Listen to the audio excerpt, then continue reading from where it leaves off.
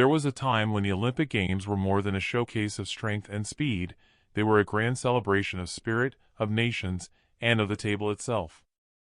Before protein shakes and sponsor snacks, there were banquets fit for gods, dishes born from empires, and flavors that once carried the pride of a nation onto the world stage. Today, those tastes have vanished, swallowed by the march of modernity, forgotten somewhere between the torch and the television camera. From the smoky feasts of ancient Olympia to the glittering receptions of Paris, Moscow, and Seoul, every era of the Olympics told its story through food. A loaf of bread could be a symbol of unity, a platter of roast meat, a mark of victory, a simple fig, a prayer to Zeus himself. Each dish reflected not just what people ate, but what they believed in.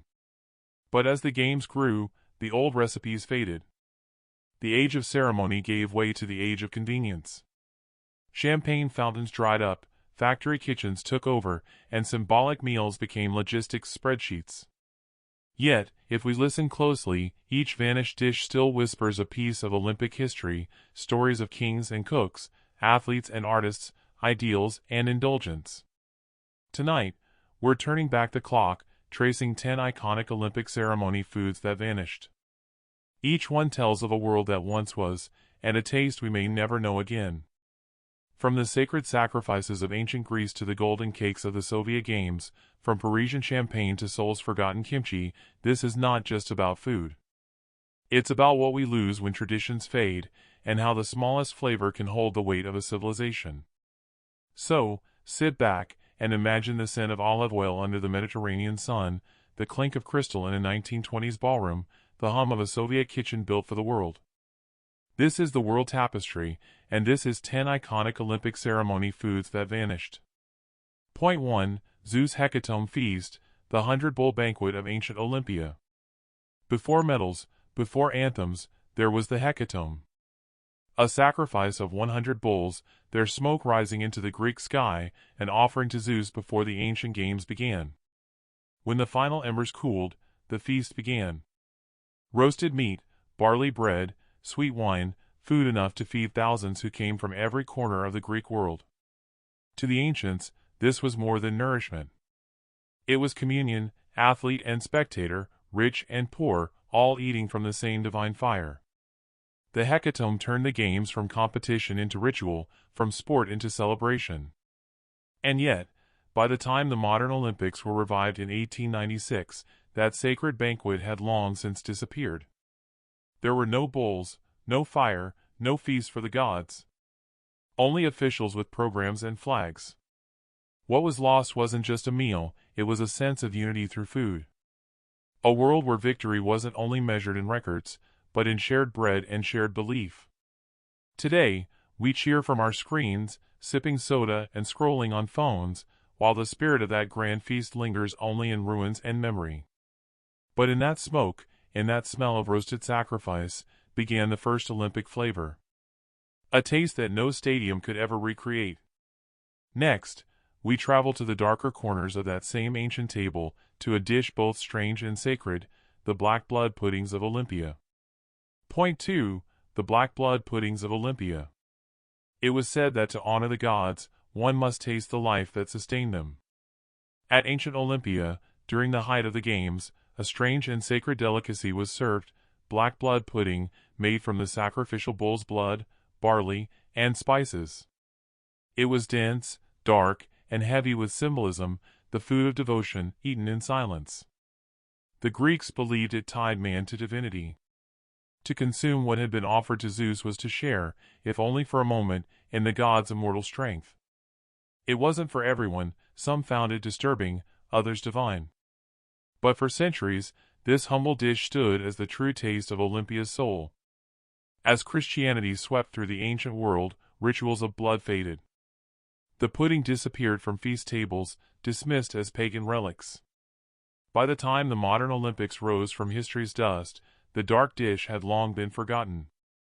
Yet somewhere in that loss is a lesson: the earliest Olympic meals weren't about luxury, they were about connection. Between the body, the earth, and something greater than both. And when that connection faded, a new kind of nourishment took its place, sweeter, simpler, and far more human. Next, We taste the figs drizzled in olive oil, a dessert that once symbolized victory itself. Point 3. Athlete bathe olive oil and drizzled figs. Long before medals hung from ribbons, champions of Olympia were crowned with wreaths of wild olive, branches from the sacred grove of Zeus himself. To an ancient athlete, olive oil wasn't just for cooking, it was sacred armor. They bathed in it before competition, believing it purified body and spirit. At the closing feast, figs, sweet, sun-dried, and rare, were drenched in the same golden oil. The gesture was ceremonial, almost poetic. What had touched the victor's skin now touched the victor's tongue. It was the flavor of triumph, pure and simple. For centuries, this pairing symbolized the perfect harmony of strength and sweetness, nature's own medal. But as time passed, the symbolism was lost. The games modernized, the banquet became bureaucratic. The fig and olive dish, humble, divine, unmarketable, disappeared quietly. In its place came plated desserts, international menus, and corporate buffets. Yet the old sweetness lingers in myth, a reminder that victory once tasted like fruit and sunlight. From the simplicity of Greece, the games would travel to grander tables, where emperors, colonizers, and chefs turned ceremony into spectacle. Next, we arrive in Paris, 1924, where the Olympic banquet took a turn toward empire and extravagance. Point 4. Colonial-influenced African stews at the 1924 Paris banquets. Paris, 1924. The first truly modern Olympics, roaring crowds, electric lights, jazz in the air. But behind the scenes, in the glittering reception halls of the Hôtel de Ville, another story simmered, in the kitchen. France, at the height of its colonial empire, wanted to showcase its global reach. Chefs were instructed to create dishes that reflected the diversity of the French world. And so, African peanut stews, Caribbean plantain ragouts, and Indo-Chinese spiced broths appeared alongside foie gras and baguettes. It was exotic, elegant, and deeply political. Each dish said, "Look how vast our world is. Look what we own." To the diners, it was novelty, to the colonies, it was appropriation dressed in silver. After the war and the decolonization movements, these dishes quietly vanished from Olympic banquets. The idea of colonial cuisine had soured, too heavy with history, too bitter to swallow. Still, for a brief moment in 1924, the Olympic table reflected not just nations in harmony, but an empire trying to taste its power. And as the guests raised their glasses, they drank not only champagne, but illusion. Which brings us to our next course, the champagne fountains that once defined Olympic decadence. Point 5. Champagne fountains at Olympic receptions. There was a time when the Olympics weren't just games, they were galas. In the early 1900s through the 1930s, no opening or closing banquet was complete without the champagne fountain. Imagine crystal pyramids overflowing with golden bubbles, waiters in white gloves, orchestras playing as athletes and aristocrats toasted beneath chandeliers. It wasn't about thirst, it was about theater. The champagne fountain symbolized abundance, celebration, and peace. A world healed from war, sparkling under the promise of sport. But as decades passed, the opulence dimmed. Post-war austerity, new regulations, and changing cultural tastes ended the era of endless bubbles. Alcohol and Olympic events became frowned upon, the games grew more formal, more televised, less human. By the 1980s, the champagne fountains were gone, their last bubbles rising only in old photographs. What replaced them was bottled water and corporate logos. And so, the sound of corks popping gave way to the hum of microphones. But for those who remember, that cascade of gold was more than drink, it was the taste of celebration itself. Yet even before the bubbles faded, another forgotten ritual filled Olympic glasses, elegant, bittersweet, and French to the core. Let's raise one final toast to the vanished Dubonnet and Lillet apéritifs of Paris. Point 6. Dubonnet and Lillet, the vanished apéritifs of Paris 1924. Before dinner began at the 1924 Paris Olympic banquets, every guest, from athletes to ambassadors, was handed a small crystal coupe. Inside, a ruby red swirl of Dubonnet or the pale gold of Lillet Blanc. These apéritifs were France in liquid form, light, aromatic, and sophisticated. Served to whet the appetite and open conversation, they were the prelude to ceremony. To sip one was to taste an era of jazz, perfume, and post-war optimism. The drink symbolized refinement, a nod to French hospitality and culture. For a brief moment, even weary athletes felt like diplomats. But time, once again, did what time does best: it changed the flavor. As the games grew more global and sober, alcohol drifted from the official menu. The 1,924 apéritifs became relics, their recipes relegated to dusty bars and forgotten menus. Today, few would imagine a glass of Dubonnet before the 100-meter dash, yet once, it was the drink of Olympians and kings.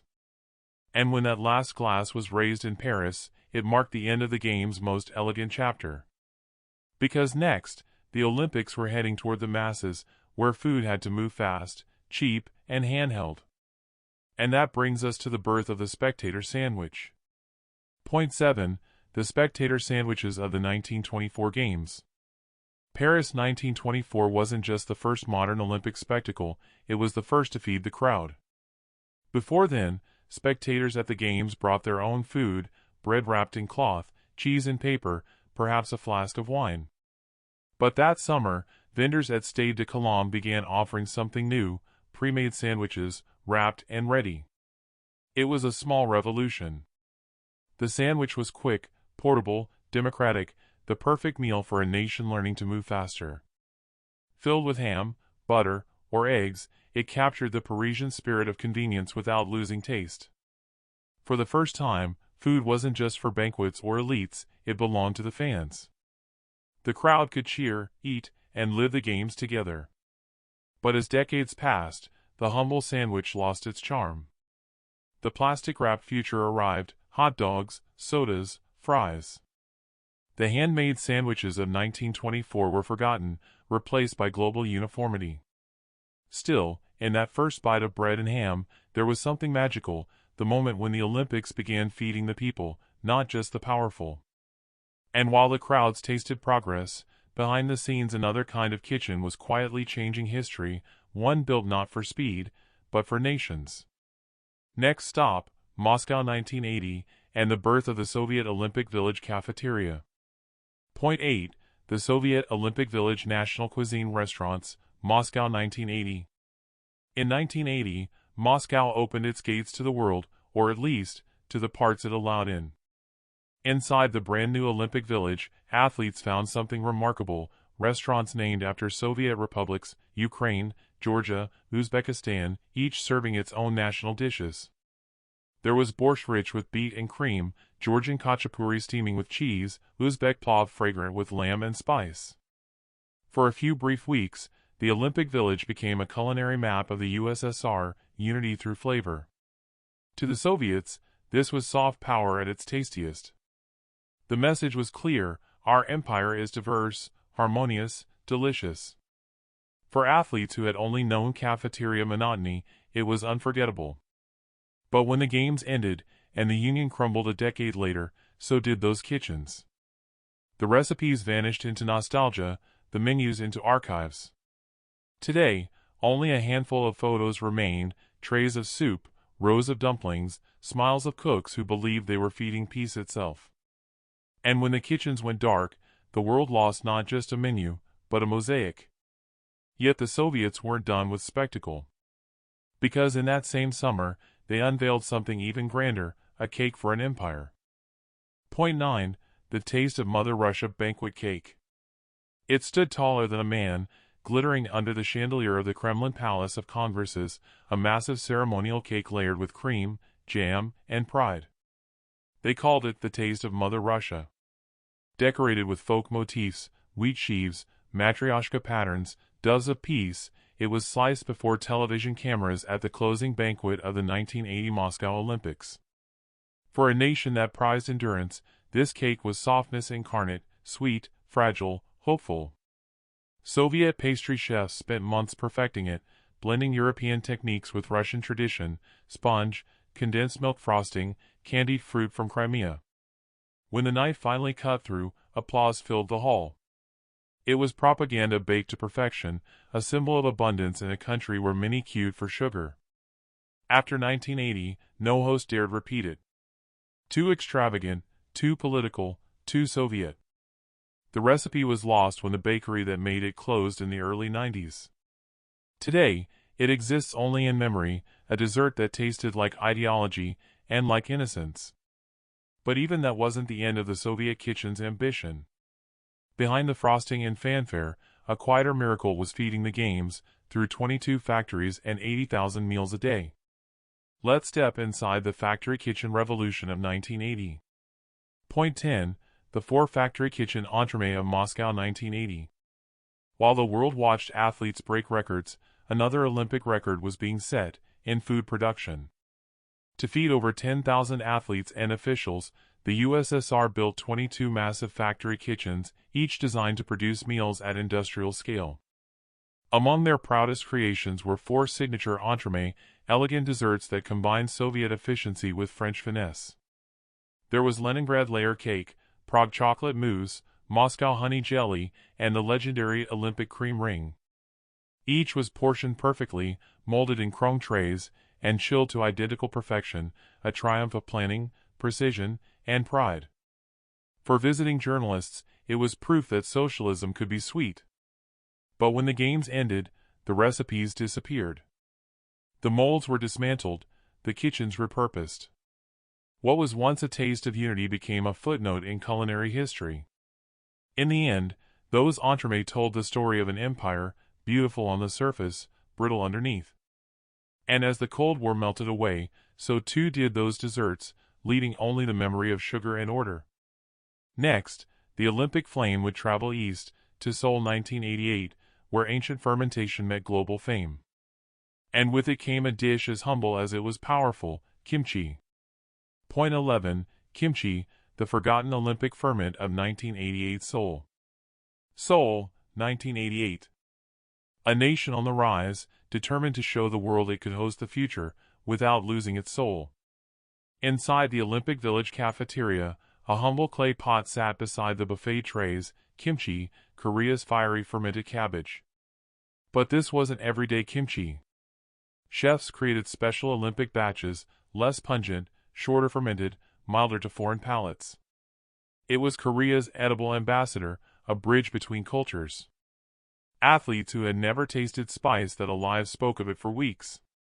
The dish symbolized Korea's confidence, rooted in tradition, but ready for the world. And yet, after the games ended, those special Olympic kimchi recipes were quietly retired. They didn't quite fit anywhere, too soft for Koreans, too strange for tourists. What survived was more than a condiment, it was an idea that a nation's identity could be shared through taste. Today, kimchi is global, yet the Olympic batch, that delicate balance between diplomacy and flavor, exists only in archives and memory.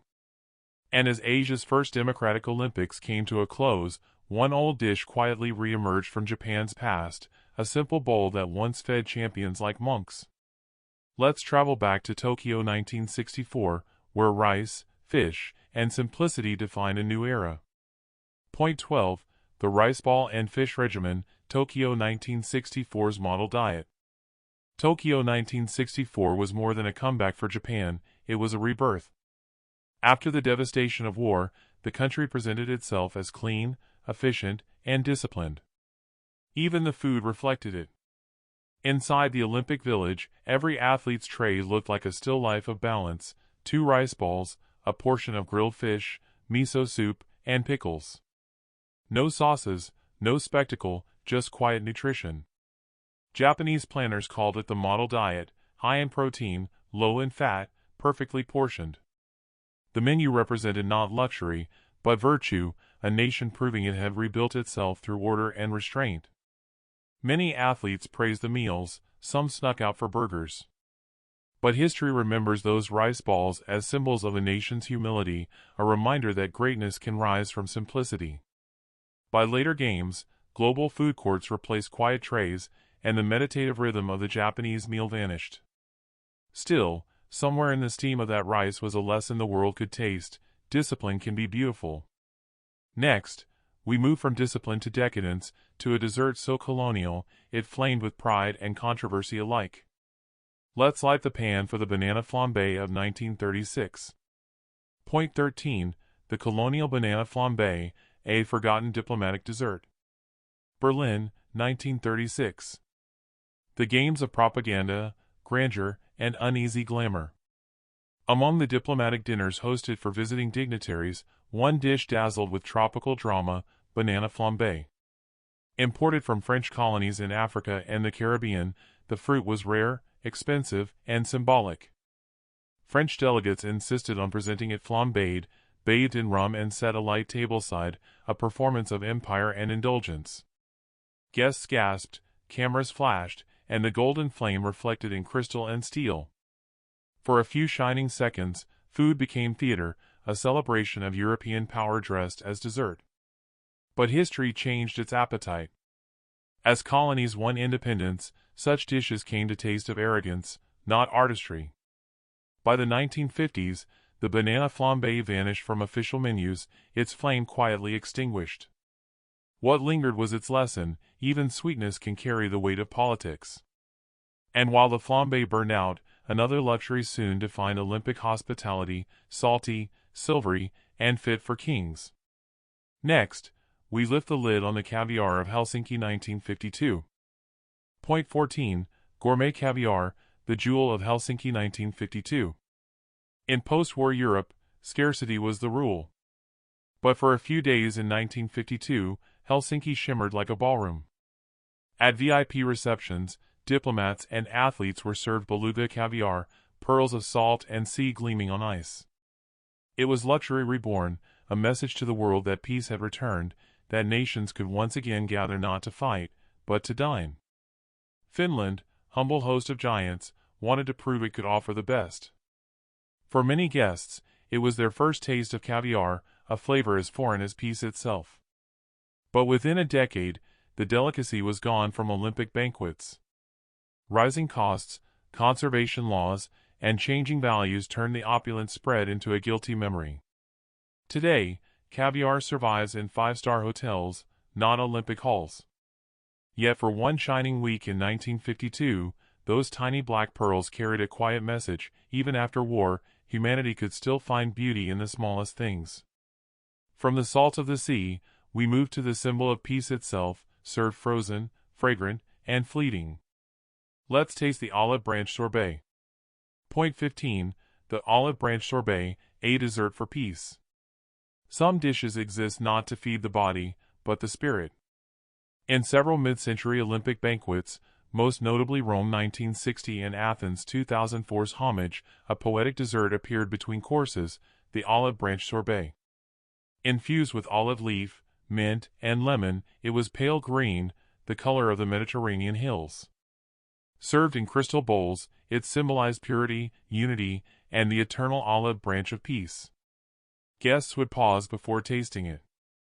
In that silence, organizers hoped the symbolism would speak louder than any toast. For a while, it did. But as menus modernized, symbolism gave way to sponsorship. Gelato, mousse, and tiramisu replaced the humble sorbet, and the olive leaf slipped quietly off the plate. Few remember its flavor now: cool, herbal, faintly bitter, like peace itself, refreshing, but fragile. And as the sorbet melted, so did the old Olympic ideal that food could be more than sustenance, it could be a prayer. Next, we'll step further into the glittering age of spectacle, where desserts gleamed, literally, in gold. The bananas draped in gold leaf await. Point 16. Bananas draped in gold leaf, the fruit of the Gilded Age. At the dawn of the 20th century, the world marveled at the modern games, but luxury still spoke in the language of kings. In the Olympic banquets of the 1900s and 1910s, one dish captured the height of that opulence: bananas draped in gold leaf. Served whole and standing upright, their skins carefully removed, the fruit shimmered under candlelight, edible gold laid gently on tropical sweetness. To the aristocrats and early Olympians of Paris and London, it symbolized the reach of empire and the triumph of technology, that a tropical fruit could travel oceans to a European table. But as the world entered an age of war, depression, and democratization, the golden fruit lost its luster. The symbolism shifted from progress to excess. By the mid-century, it was gone, replaced by simple fruit bowls and modest desserts. Still, those golden bananas remain a vision, a snapshot of when the games glittered without irony, when victory was something you could literally taste in gold. And as gold leaf faded, new colors would take its place, velvet reds, creamy whites, and the sweetness of a vanished reward. Next, we uncover the Victory Velvet Pudding, a dessert for champions. Point 17. The Victory Velvet Pudding, dessert for the champions. Before medals were kissed and cameras flashed, some champions were handed a spoon, not a trophy. In the 1930s, several host nations honored gold medalists with a dessert called the Victory Velvet Pudding. It was soft, luxurious, whipped cream, warm vanilla custard, and spices imported from the East. Served in gold-trimmed bowls, it symbolized triumph achieved through grace, not greed. Athletes described it as the sweetest moment of all. There were no endorsements, no fanfare, just applause and a final taste of victory. But as the games grew and the crowds swelled, time itself turned against such ceremony. The pudding was deemed impractical, too delicate, too personal, too slow for television. By the 1960s, it had vanished, along with the intimacy it represented. Because progress, it seems, has little patience for pause. Yet, for those who tasted it, that dessert remains the flavor of purity, a reward that melted, quite literally, on the tongue. And as desserts became spectacle, the Olympic table turned to art, sculptures not meant to be eaten, but admired. Let's meet the sugar sculptors of the Olympic banquet. Point 18. Opera-themed sugar sculptures, edible art of the Olympics. There was a time when Olympic banquets looked more like opera sets than dining halls. From the 1920s through the 1950s, chefs across Europe perfected a vanishing craft, sugar sculpture. They built edible monuments, sugar Eiffel Towers, Roman columns, even tiny stadiums, each crafted from spun sugar and painted with edible gold. Some banquets featured entire opera scenes sculpted in sweet detail, telling stories of triumph and peace through sugar and imagination. Guests marveled, but rarely ate them. The sculptures weren't desserts, they were symbols, declarations of pride in pastry form. But as budgets tightened and artistry gave way to efficiency, sugar art disappeared. By the 1970s, these masterpieces were replaced by corporate centerpieces, flowers, flags, and logos. Today, only a handful of photographs remain, delicate cathedrals of sugar that once stood for human creativity, then melted quietly into history. Yet from that art came another tradition, smaller, sweeter, and shaped like the very symbol of the games. The marzipan torches would carry that flame forward, one bite at a time. Point 19. Marzipan torches, sweet flames of celebration. In the post-war years, Olympic banquets began embracing simplicity again, but not without a wink of nostalgia. Enter the marzipan torch. Handcrafted from almond paste, colored with natural dyes, and brushed with edible gold, each tiny torch was placed beside dessert plates at closing banquets during the 1950s and 1960s. They weren't meant to be eaten, not immediately, anyway. Guests would hold them up, mimicking the relay, laughing, sometimes tearing up as they remembered the unity the games were meant to inspire. Over time, though, the craft faded. Industrial catering replaced artisan confections, and the marzipan torch became a relic of handmade hospitality. Still, those who kept one, hardened with age but intact, swear it holds a kind of quiet magic. Because to them, it wasn't just candy. It was a tiny flame of hope, passed from one era to another. And as that flame dimmed, one final dessert appeared, one last echo of the fire that started it all, the Flame Glow Citrus. Point 20. Flame Glow Candied Citrus, the last taste of the Olympic fire. It was the 1950s, and the Olympic world was changing, brighter, faster, televised. At closing receptions, chefs wanted something simple, photogenic, and symbolic. Their answer, Flame Glow Candied Citrus. Strips of orange and lemon peel were boiled, candied, then dyed in glowing shades of red and gold to resemble the Olympic flame. Served in crystal bowls under warm lights, they shimmered like embers in a darkened hall. It was modest, nostalgic, a nod to the sacred fire of Olympia. Athletes took them home as souvenirs, calling them sweet flames. But with the coming of global catering and corporate branding, such delicate symbolism vanished. Artificial desserts replaced artistry. The candied flame flickered out quietly, leaving only sugar and memory. And just like that, one of the last culinary links to ancient ritual was gone, consumed by convenience. Yet in every spoonful of modern stadium food, in every toast to victory, that old flame still lingers, a reminder that once, the games fed the soul as much as the body. So much of history disappears not in disaster, but in dinner. The feasts of Olympia, the banquets of empires, the cakes of nations, all gone, yet never truly forgotten. For every vanished dish, there was a meaning, unity, peace, pride, identity. The olive oil and the champagne, the rice and the caviar, each told a story about who we were and what we hoped to become. Today, the Olympic flame still burns, but the tables around it have changed. Food is faster, cleaner, quieter. Yet somewhere between a paper cup of coffee and a victory selfie, the spirit of those vanished meals still waits, whispering reminders of a time when flavor and faith were the same thing. If these stories stirred your nostalgia, if they made you hungry for history, you're already part of the world tapestry. Subscribe, and join us as we keep unwrapping the flavors, sounds, and stories that time tried to forget. Because sometimes, to remember who we are, we have to remember what we used to taste.